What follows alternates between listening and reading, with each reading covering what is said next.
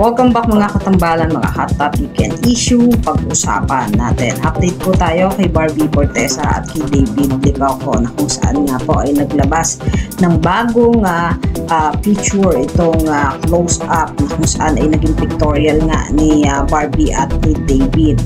Bagamat hindi nga nakadalo si David Licauco sa nakaraang event ng close-up, ay naging matagumpay naman ang naturang event. At si Barbie Fortesa nga ay dumalo doon sa event ng close-up na talaga namang pinagkaguluhan at naglabas din si Barbie ng kanyang mga picture kung saan ay napakaganda nga ni Barbie.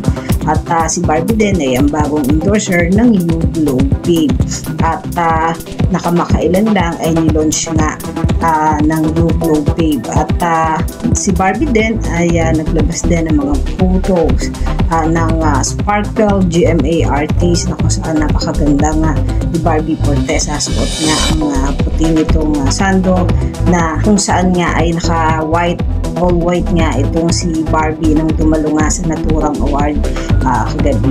Samantalang si David Licauco naman ay nasa loob pa rin ng bahay ni Kuya at abang natin yung iba pang mga kaganapan kung ano yung magiging task nitong si David doon sa PBB. Yan yung mga update natin kay Barbie Fortesa at kay David Licauco. Kaya mga katambalan, ano ang masasabi nyo? Mag-comment lang sa comment section, pag-usapan natin.